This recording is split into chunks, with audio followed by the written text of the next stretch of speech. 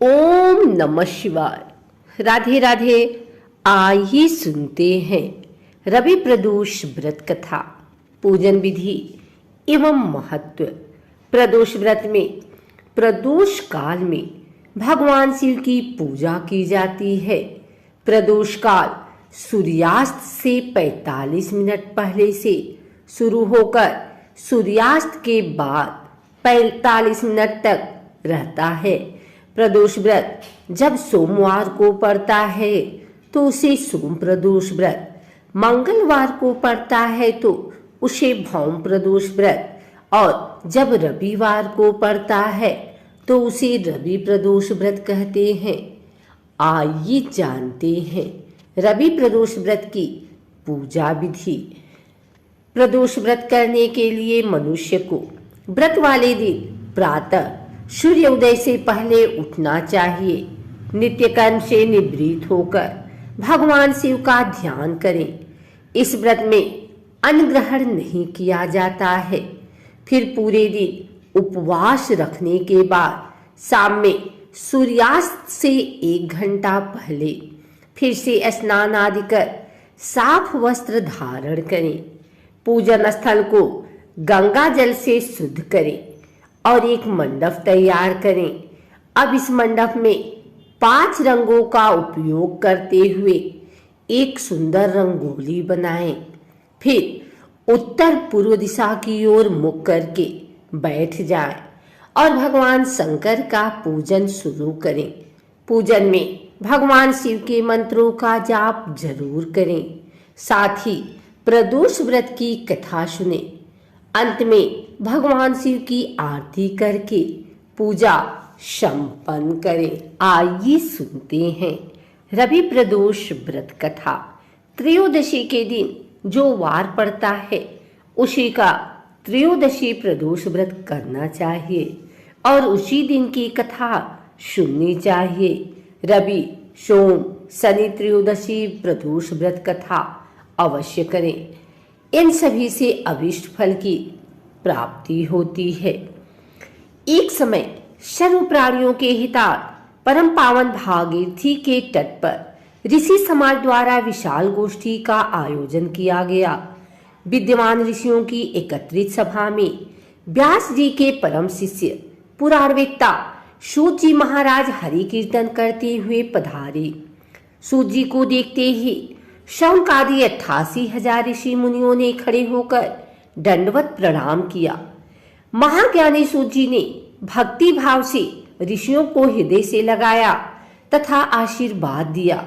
विद्यमान ऋषिगण और सब शिष्य आसनों पर विराजमान हो गए।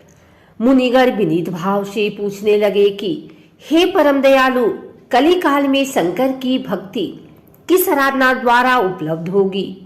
हम लोगों को बताने की कृपा कीजिए, क्योंकि कलयुग के सभी प्राणी पाप कर्म में रत रहकर वेद शास्त्रों से विमुख रहेंगे।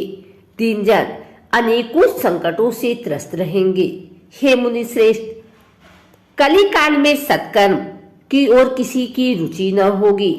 जब पुण्य क्षीण हो जाएंगे तो मनुष्य की बुद्धि असत कर्मों की ओर खुद ब खुद प्रेरित होगी, जिससे दुर्विचारी पुरुष वन सहित समाप्त हो जाएंगे।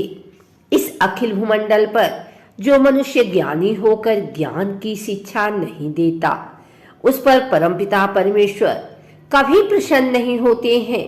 हे महामुनि, ऐसा कौन सा उत्तम व्रत है जिससे मनवांछित फल की प्राप्ति होती है? आप कृपा कर बतलाइए। ऐसा सुनकर दयालु हृदय श्री सूत जी कहने लगे कि हे श्रेष्ठ मुनियों तथा शौनक जी, आप धन्यवाद की पात्र हैं। आपके विचार सराहनीय एवं प्रशंसनीय हैं। आप वैष्णव अग्रगण्य हैं, क्योंकि आपके हृदय में सदा परहित की भावना रहती है। इसलिए हे शौनक, शौनकादि ऋषियों, सुना, मैं उस व्रत को तुमसे कहता हूँ जिसके करने से सब पाप नष्ट हो जाते हैं।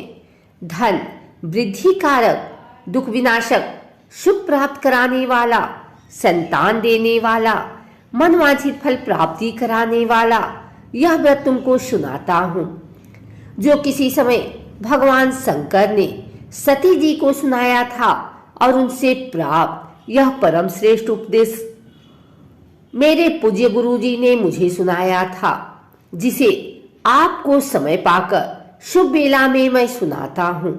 बोलो उमापति शंकर भगवान की जय। सूत जी कहने लगे कि आयु वृद्धि स्वास्थ्य लाभ हेतु त्रयोदशी का व्रत करें। इसकी विधि इस प्रकार है। प्रातः स्नान कर निराहार रहकर शिव ध्यान में मग्न हो शिव मंदिर में जाकर के पूजा करें। पूजा के पश्चात अर्ध पुण्य त्रिपुर का तिलक धारण करें। बेलपत्र चढ़ावें, धूप दीप अक्षत से पूजा करें। ऋतुफल चढ़ावें। ओम नमः शिवाय मंत्र का रुद्राक्ष की माला से जप करें। ब्राह्मण को भोजन कराकर सामर्थ्य अनुसार दक्षिणा दें। सत्य भाषण करना परम आवश्यक है। हवन आहुति भी देनी चाहिए। इसके बाद मौन व्रत धारण करें। व्रती ओम ह्रीम क्लीम नमः शिवाय स्वाहा मंत्र का आहुति दें। इससे अभीष्ट फल की प्राप्ति होती है। व्रती पृथ्वी पर शयन करें। एक बार भोजन करें, इससे सर्व कार्य सिद्धि होते हैं। श्रावण मास में तो इसका विशेष महत्व है।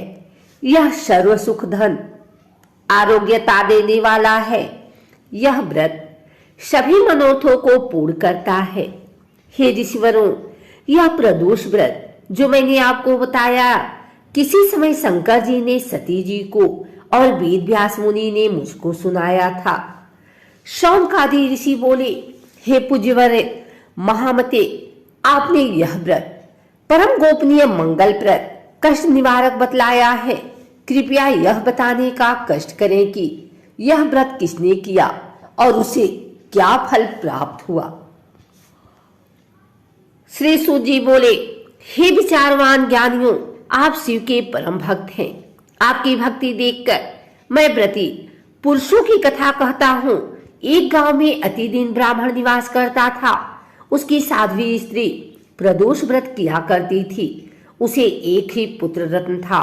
एक समय की बात है, वह पुत्र गंगा स्नान करने के लिए गया। दुर्भाग्यवश मार्ग में चोरों ने उसे घेर लिया और वे कहने लगे कि हम तुम्हें मारेंगे, नहीं तो तुम अपने पिता के गुप्त धन के बारे में हमें बतला दो। बालक दीन भाव से कहने लगा कि बंधुओं, हम अत्यंत दुखदीन हैं, हमारे पास धन कहाँ है। तब चोरों ने कहा कि तेरे इस पोटली में क्या बधा है। बालक ने निसंकोच कहा कि मेरी माँ ने मेरे लिए रोटियां दी हैं।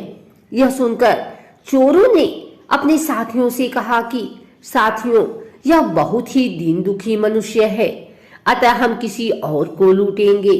इतना कहकर चोरों ने उस बालक को जाने दिया। बालक वहां से चलते हुए एक नगर में पहुंचा। नगर के पास एक बरगद का पेड़ था। वह बालक उसी बरगद के वृक्ष की छाया में सो गया।